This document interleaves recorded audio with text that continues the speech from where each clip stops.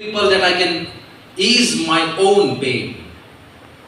પછી બન્યું એવું કે છાપાવાળા એના વિશે બધું છાપતા હતા, એમાં એક જગ્યાએ એનું નામ બોલવામાં છાપવામાં થોડો સ્પેલિંગની મિસ્ટેક થઈ ગઈ, તો એને ગમ્યું નહીં. એણે લખ્યું છે કે ફ્રોમ નાવ ઓન, આજ પછી if you misread my name or spoil my mood, આજ પછી જો તમે મારું નામ ખોટી રીતે બોલશો કે છાપશો કે મારા મૂડને ખરાબ કરશો તો હું શું કરીશ? I will kill 3 vegetables a week. હું દર અઠવાડિયે 3 શાકભાજી કાપી નાખીશ. શાકભાજી એટલે બાળકોની વાત કરે છે, બાળકોને એ શાકભાજી સમાન ગણે છે. અને પછી લખ્યું છે if you think I can only kill children you are greatly mistaken.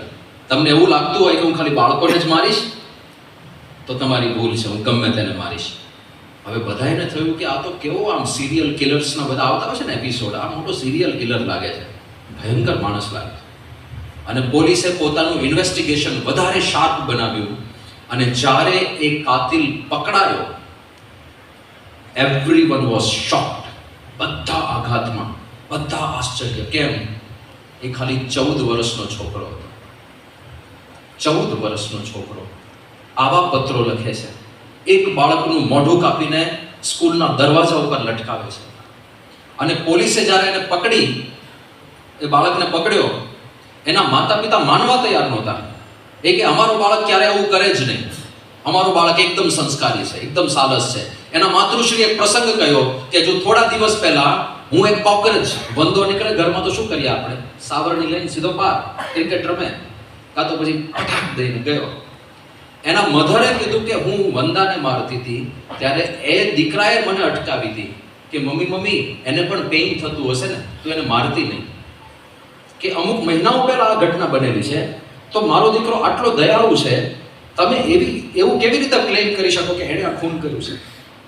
પોલીસે એના ઘરની તલાશી લીધી અને છોકરાના રૂમની તલાશી લીધી.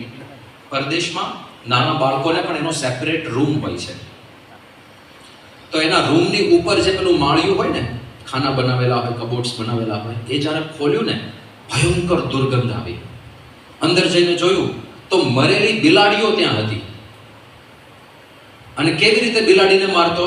તો સ્કૂલમાં એ શીખ્યો કે જે મર્ક્યુરી હોય છે ને, થર્મોમીટરમાં જે પારો હોય છે, એ પોઈઝનસ હોય છે, એ ઝેરી હોય છે. તો સ્કૂલમાં શીખ્યો, પપ્પા પાસેથી પૈસા લઈને મેડિકલ સ્ટોરમાંથી પારો લઈ આવે. એટલે ઘણા બધા થર્મોમીટર લઈ આવે. પારો તો વેચાતો ના મળે, પણ થર્મોમીટર લઈ આવે. થર્મોમીટર તોડીને પારો બધો ભેગો કરે, એને 2 બ્રેડની વચ્ચે મૂકે અને એ સેન્ડવિચ બિલાડીને ખવડાવે અને ટેસ્ટિંગ કરે કે ખરેખર પારો ઝેરી છે કે નહીં. આવી વિકૃતિ હતી બાળકની અંદર. તો પછી તો ખબર પડી ગઈ કે આ જ બાળક છે, એ જ કાતિલ છે, એનું મગજ વિકૃત છે. હવે આ કેસની અંદર જે બધા મનોચિકિત્સકો હતો એને બહુ રસ પડ્યો, કારણ કે એક બાળક જે 6 મહિના પહેલા દયાળુ હતો, વંદાને કોઈ મારે એ પણ જોઈ નહોતો શકતો, એ બાળકમાં 180 ડિગ્રી વિકૃતતા કેમ આવી ગઈ? What was the reason? અને એના પર ખૂબ રિસર્ચ થયું અને બધા રિસર્ચ, મનોમંથન, ચિંતનના અંતે બધા ચિકિત્સકોએ 2 કારણ આપ્યા. પહેલું કારણ એને એ આપ્યું કે માતા પિતા બંને વર્કિંગ પીપલ હતા, એટલે બાળક જ્યારે ઘરે રહેતો ત્યારે એકલો રહેતો હતો. એ એકાંત અને માતા પિતાનો વિયોગ, એ એક કારણ છે. કારણ કે પરદેશમાં લગભગ બંને ભાઈ, પતિ પત્ની બંને કામ કરતા હોય. અમેરિકામાં તો એવો નિયમ છે કે કોઈક મોનિટરિંગ માટે હોવું જોઈએ બાળકને, એટલે બેબી સીટર્સ રાખતા હોય છે, પણ બધા દેશમાં એવા નિયમો નથી.